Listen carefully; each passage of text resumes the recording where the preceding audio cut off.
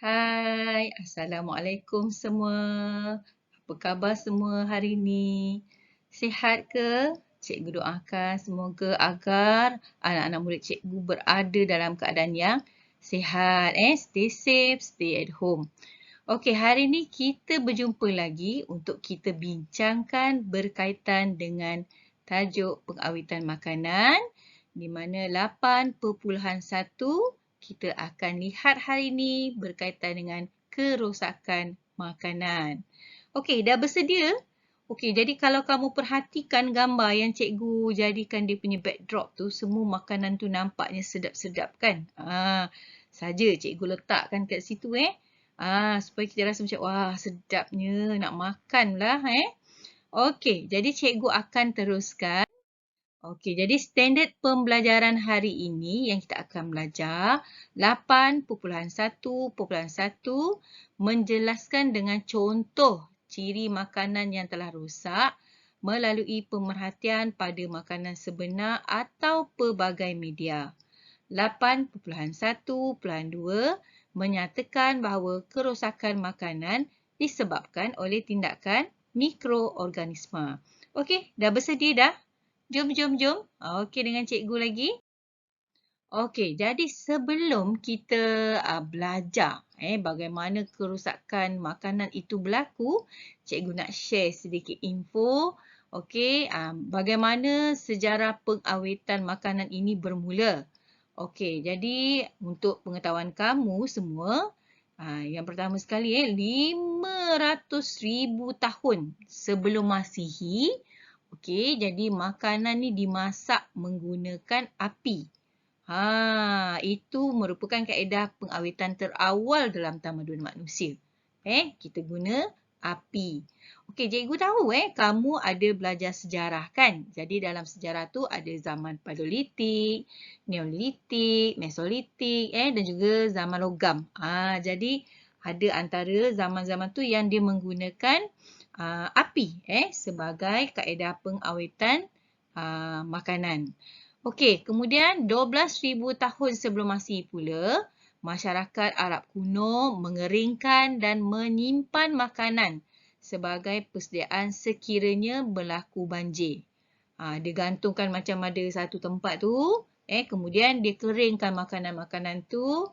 Okey, jadi bila banjir je, dia dah ada makanan. Dia dah ada sumber makanan.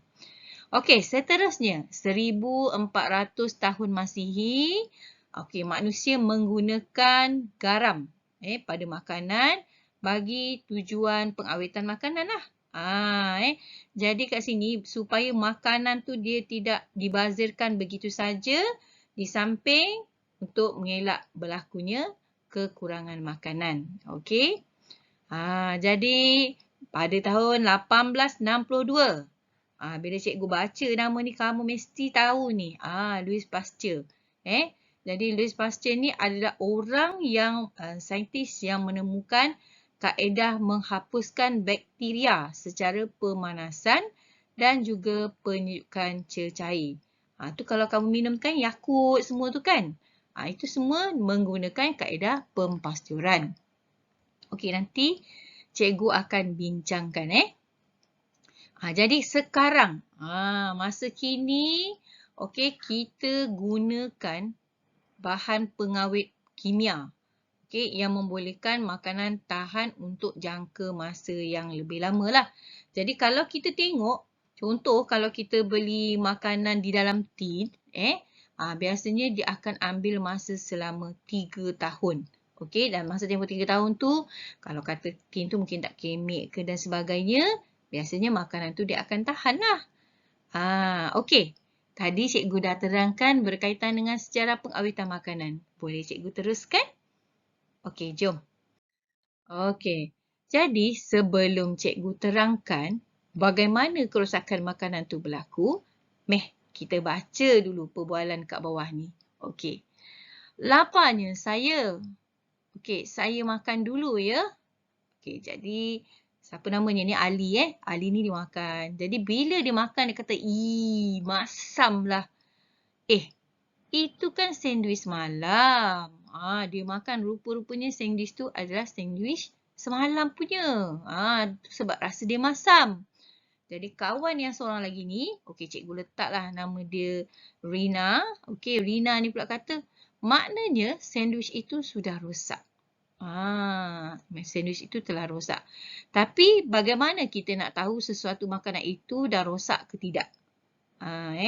Jadi yang seorang lagi ni pula cakap, makanan atau minuman yang rosak berbahaya kepada kesihatan kita. Jadi kalau kata contoh tadi, si Ali ni dia makan sandwich yang dah rosak ni, yang dah basi ni, jadi dia boleh jadi sakit perut, okey, jadi cerit-berit, boleh muntah dan sebagainya lah.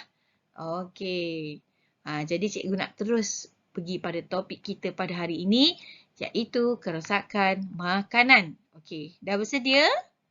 Okey, jom. Okey, jadi bagaimana kita nak tahu makanan tu dia rosak ataupun tidak? Jadi kita boleh perhatikan. Okey, bila kita belajar sains, kita ada kemahiran memerhati kan? Jadi kita memerhati dengan menggunakan yang pertama, deria penglihatan. Okey, mungkin kita nampak ada satu makanan ni, contoh roti ke mungkin dia dah berkulat. Okey, kemudian kita bau makanan tu. Okey, contoh kita ambil dulu susu ke. Oh, bau dah masam. Maknanya makanan tu dah rosak lah. Okey, kemudian rasa. Jadi rasa tu mungkin rasa yang tak sedap dan sebagainya kan. Okey, dan kita juga nak tahu ke tak makanan tu rosak, kita boleh sentuh. Jadi bila kita sentuh tengok makanan tu macam berlendir dan sebagainya, maknanya makanan tu dah rosak.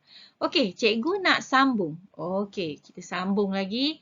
Yang pertama, okey, macam mana kalau kita nak tahu daging ayam tu dia dah rosak?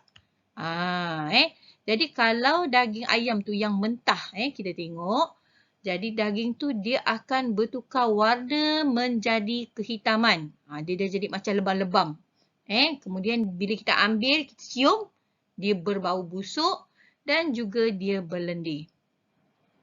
Okey, siapa yang suka makan ayam KFC? Cikgu tahu ramai kan yang suka makan ayam KFC ke McDonald, betul? Jadi kadang-kala walaupun makanan tu dah masak, tapi bila awak tak simpan dengan cara yang betul, makanan tu juga boleh basilah, boleh menjadi rosak.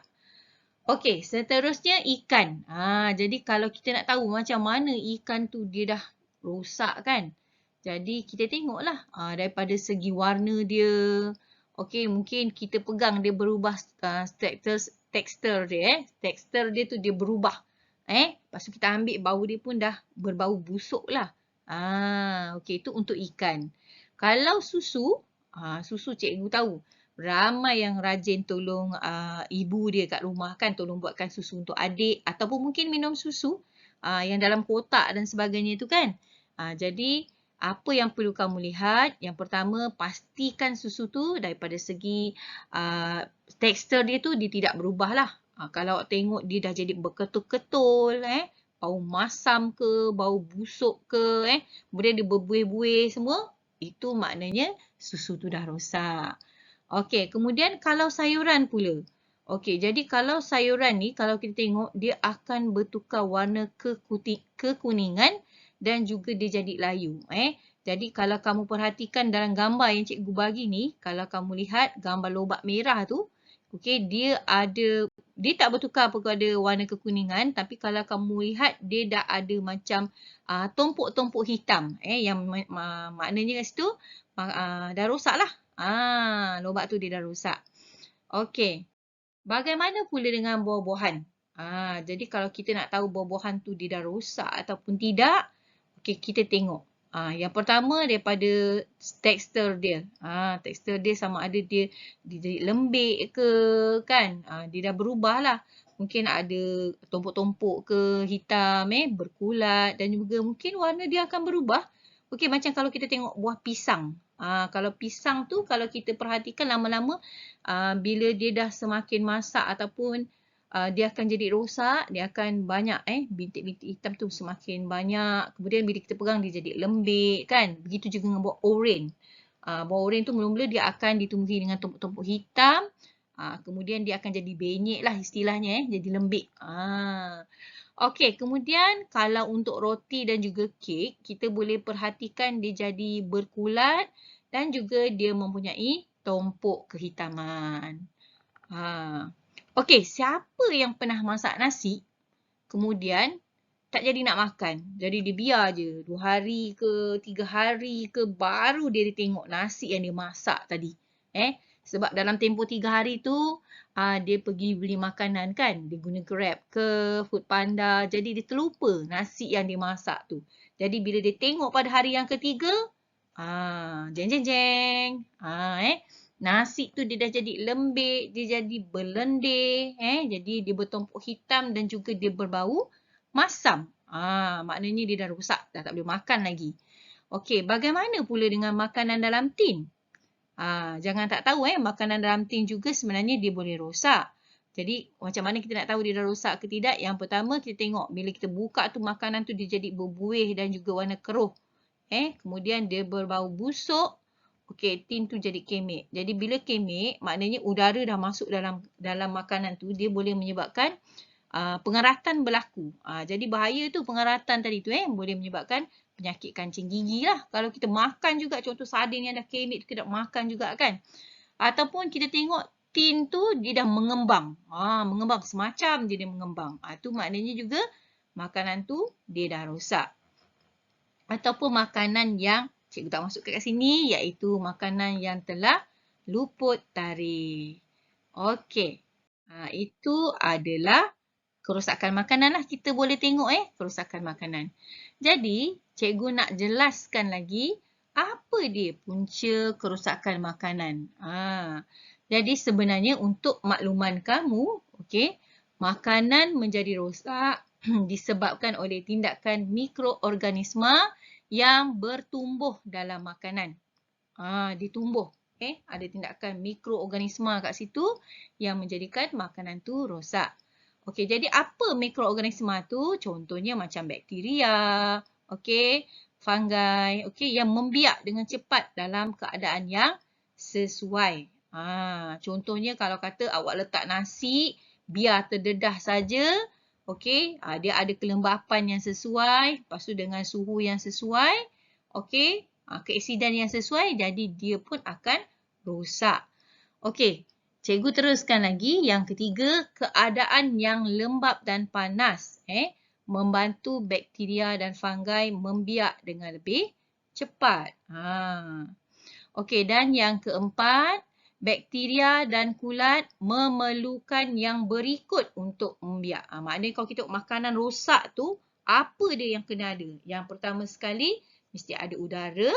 Kemudian ada kehadiran air. Yang ketiga ada nutrien. Kemudian yang keempat ada suhu yang sesuai. Dan yang kelima ada keaksidan yang sesuai. Okey.